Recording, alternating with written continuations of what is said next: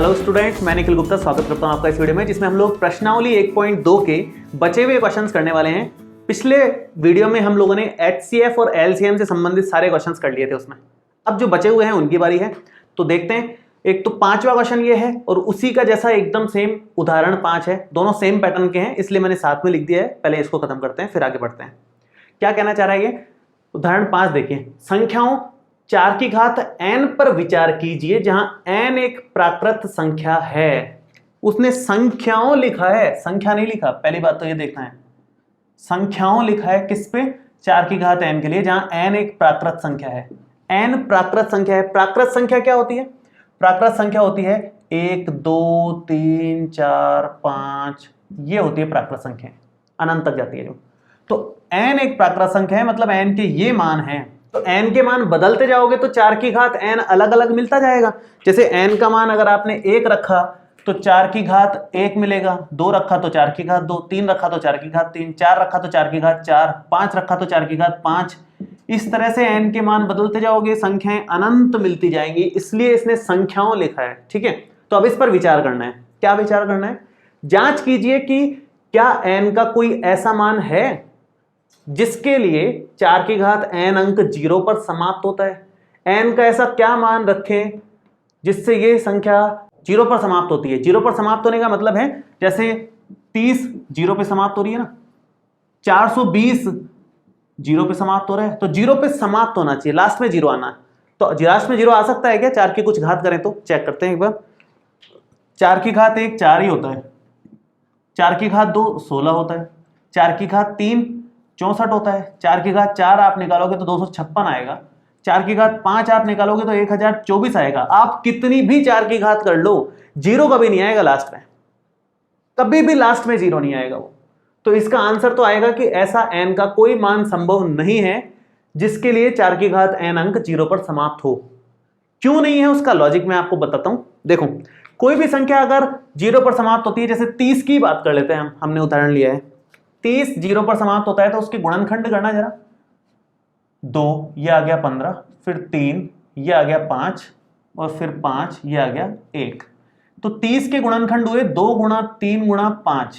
अब मैंने एक एग्जाम्पल भी ले लिया है तो इसके भी कर ही लेते हैं, चलो, है ना। 420 के भी कर ही लो। 420 के अगर आप करते हो तो 2 210, फिर 2 105, फिर 3 से जा रहा है 3 3 3 5 15, 5 से जा रहा है 7 बार और 7 से आ रहा है 1 बार। तो 420 को आप लिख सकते हो 2 गुणा 2 गुणा 3 गुणा 5 गुणा 7। ये हमारे पास 420 के अभाज्य गुणनखंड आ गए। अभाज्य गुणनखंड अगर आप निकालते हो किसी संख्या के, वो संख्या जो 0 से समाप्त हो रही है, तो उसके अभाज्य गुणनखंडों में एक खास बात आएगी। हमेशा उसके अभाज्य गुणनखंडों में एक तो कम से कम 2 आएगा और कम से कम एक 5 आएगा। मतलब 5 और 2 तो उसके अभाज्य गुणनखंडों में होंगे ही होंगे। कितनी बार होंगे वो मैटर नहीं है, उससे मतलब नहीं है। कम से कम एक बार तो 2 और कम से कम एक बार 5 जरूर आना चाहिए, ताकि वो गुणा होकर के 10 बन जाए, जिसके कारण लास्ट में 0 बनता है। तो किसके कारण लास्ट में 0 बनता है?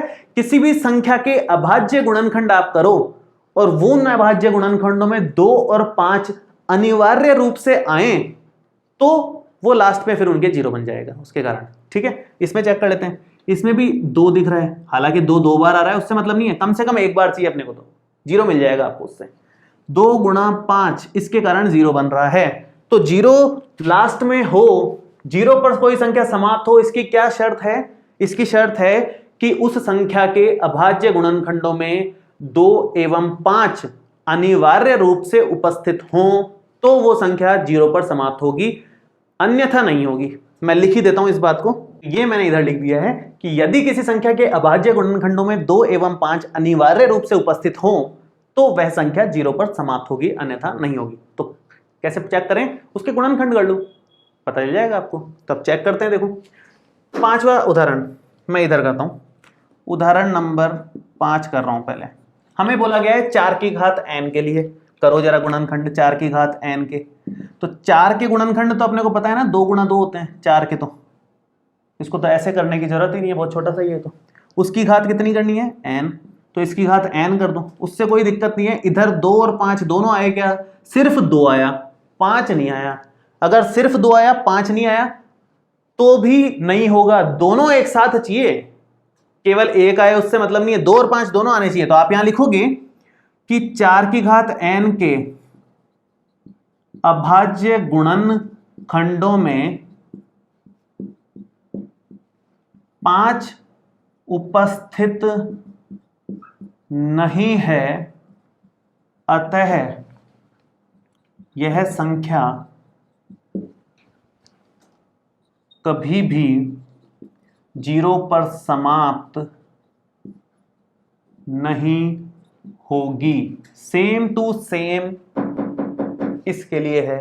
5वां अगर आप क्वेश्चन करते हो तो क्या लिखोगे, जांच कीजिए कि क्या किसी प्राकृत संख्या n के लिए संख्या 6 की घात n अंक 0 पर समाप्त हो सकती है। जिसकी बात पूछे उसके गुणनखंड कर दो।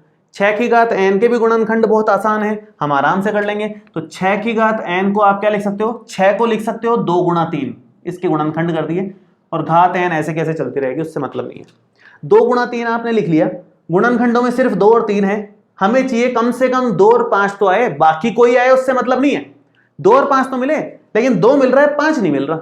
तो सेम टू सेम लाइन यहां लिखेंगे कि 6 की घात n के अभाज्य गुणनखंडों में 5 उपस्थित नहीं है, इसलिए कभी भी 0 पर समाप्त नहीं होगी। मैं लिख भी देता हूं एक बार, 6 की घात n के अभाज्य गुणनखंडों में 5 उपस्थित नहीं है, अतः यह 0 पर समाप्त नहीं होगी। n के किसी भी मान के लिए 0 पर समाप्त नहीं होगी कभी भी। तो इस तरह के क्वेश्चन हमेशा ऐसे करने हैं, एकदम सिंपल लॉजिक है, होंगे छोटे ही, लॉजिक उसका ये है। ये लाइन आप हमेशा ध्यान रखें जो मैंने लिखी है, इसको नोट करें अच्छे से, ठीक है।